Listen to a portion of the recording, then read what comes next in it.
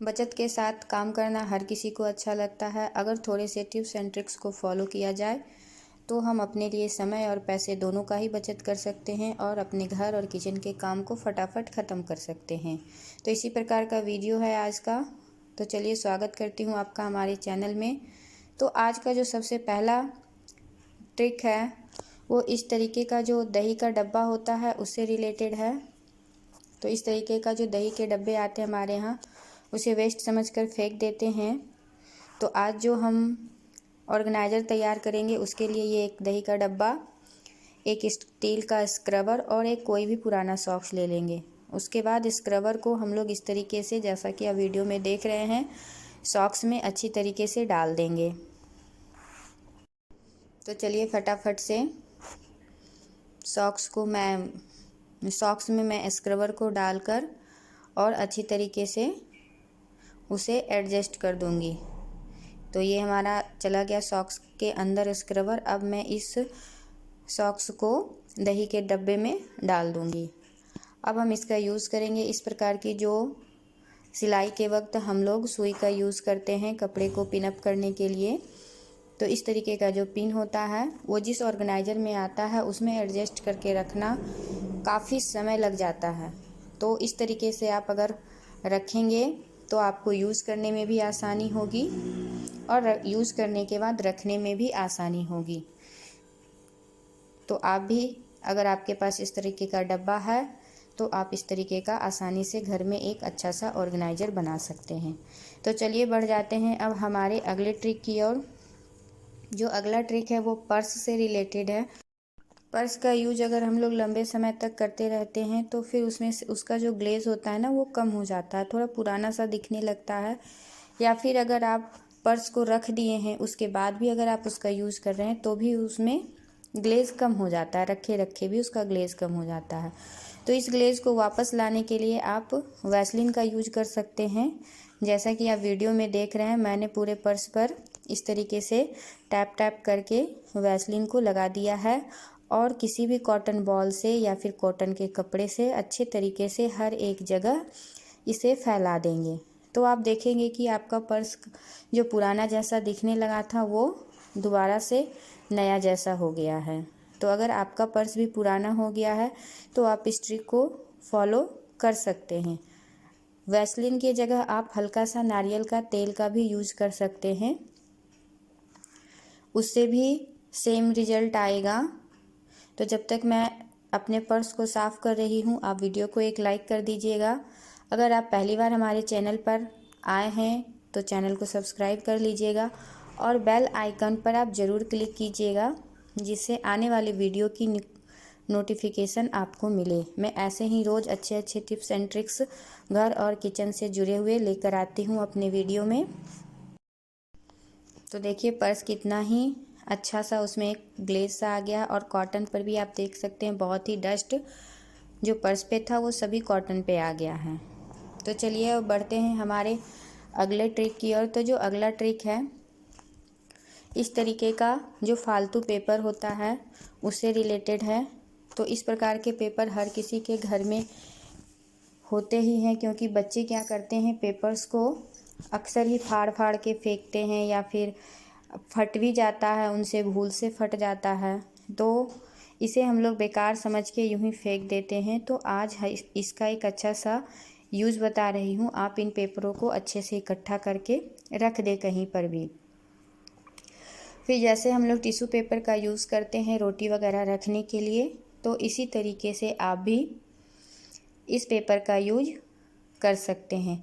Casserole में कर लें या फिर साग सब्जी को अगर हम लोग स्टोर करके अच्छे से रख रहे हैं तो उसमें भी इस पेपर का यूज कर सकते हैं। अब चलिए बढ़ते हैं हमारे अगले ट्रिक की ओर। तो जो अगला ट्रिक है वो जो रिफ़ाइन का पैकेट होता है उससे रिलेटेड है। रिफ़ाइन का पैकेट से जब हम लोग तेल को निकाल लेते हैं और फिर उसे फेंक देते हैं, लेकिन फेंकने से पहले आप इस ट्रिक को ज़रूर फॉलो कर लीजिए। आप रिफ़ाइन के पैकेट को 3 साइड से कट कर दीजिए। जैसा कि वीडियो में आप देख रहे हैं, मैंने तीनों साइड से सीजर की हेल्प से इसे कट कर दिया है। इसके बाद अब हम इसका यूज करेंगे। आप देख रहे हैं कि कट करने के बाद इसमें कितना ऑयल लगा हुआ है। तो जब हम आटा गूंद लेते हैं तो आटा गूंदने के बाद आप इस तरीके से जो रिफाइन है उसे अच्छे से आटे में पोंछ लें। तो इससे जो भी तेल है वो यूज में आ गया। तो जब भी आप रिफाइन का पैकेट को फेंकें तो एक बार इस तरीके से यूज करके फेंकें, क्योंकि पैकेट को तो फेंकना है ही, तो क्यों ना हम लोग उसका यूज करके उसे फेंकें, जो भी तेल है वो यूज हो जाएगा। तो चलिए अब बढ़ते हैं हमारे अगले ट्रिक की ओर। जो अगला ट्रिक है हमारा वो लेस से रिलेटेड है। जो महिलाएं सिलाई करती होंगी उनके पास तो लेस रहता ही रहता है, और जो नहीं भी करती हैं, थोड़ा बहुत करती हैं, उनके पास भी रहता है इस तरीके का लेस। तो जब हम लोग लेस का यूज़ कर लेते हैं और यूज़ करने के बाद जब उसे हम लोग समेट कर रख देते हैं तो आप देखते होंगे कि ये खुल जाता है, खुल के बिखर जाता है, और उसके बाद उसे सहेजने में बहुत परेशानी आती है। तो इस लेस के जो डब्बे होते हैं उसे सहेज के रखने के लिए आप इस तरीके का सेफ्टी पिन का यूज कर सकती हैं। तो इस जैसा कि आप वीडियो में देख रही हैं, इस तरीके से आप सेफ्टी पिन को लेस में लगा दें। उसके बाद आप रखें तो आप देखेंगे कि लेस का जो पैकेट है वो कितना भी हिल रहा है या फिर डुल रहा है, वो खुलता नहीं है, वो ऑर्गेनाइज ही रहता है। तो इसी तरीके से लेस को आप ऑर्गेनाइज करके रखें। चलिए बढ़ते हैं अब हमारे अगले ट्रिक की ओर। अगला जो ट्रिक है वो गैस से रिलेटेड, गैस चूल्हा से रिलेटेड है। तो गैस चूल्हा का जो बर्नर होता है वो यूज करते करते थोड़ा सा उसका जो फ्लेम होता है वो लो हो जाता है। तो उसको ठीक करने के लिए क्या करेंगे, जो बर्नर है उसको हम लोग पानी में डिप करेंगे, और पानी में डिप करके रखने के बाद उसमें 1 चम्मच नमक ऐड करेंगे। जो रेगुलर हम लोग खाने वाला नमक यूज़ करते हैं उसको या ऐड करेंगे, और फिर उसमें 1 चम्मच बेकिंग सोडा को ऐड करेंगे। जो खाने वाला सोडा होता है जिसे हम लोग मीठा सोडा भी कहते हैं, उसे ऐड करेंगे। उसके बाद उसमें एक और चीज़ ऐड करेंगे, वो है विनेगर।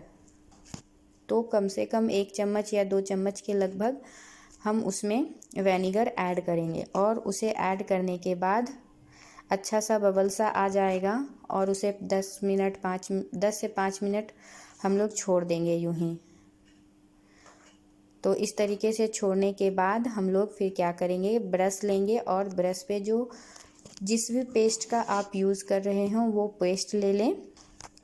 उसके बाद उसे अच्छी तरीके से रब करके बर्नर को साफ़ कर लें। तो आप देखेंगे कि बर्नर के ऊपर जो भी गंदगी वगैरह है वो बिल्कुल ही साफ़ हो गई है। जैसा कि आप वीडियो में देख रहे हैं, मैंने इसे अच्छी तरीके से साफ़ कर लिया है। अब मैं इसे धोकर दिखाती हूँ कि बर्नर हमारा कितना साफ़ हुआ है। तो चलिए धो के और पोंछ के मैं बर्नर को दिखा दे रही हूँ। तो ये बिल्कुल ही साफ़ हो गया है। अब किसी भी सुई या सेफ्टी पिन के हेल्प से बर्नर का जो जितना भी छेद है उसे हम लोग साफ़ कर लेंगे। तो देखिए मैं बर्नर को चूल्हे में लगा दी हूँ, और बर्नर का जो फ्लेम है वो पहले से ज़्यादा अच्छा हो चुका है। तो जब भी बर्नर आपका ख़राब हो आप इस ट्रिक को फॉलो कीजिए और बहुत सारे गैस का बचत कीजिए। वीडियो पसंद आए तो एक लाइक ज़रूर कीजिएगा। Thanks for watching. मिलती हूँ नेक्स्ट वीडियो में। Okay, bye bye.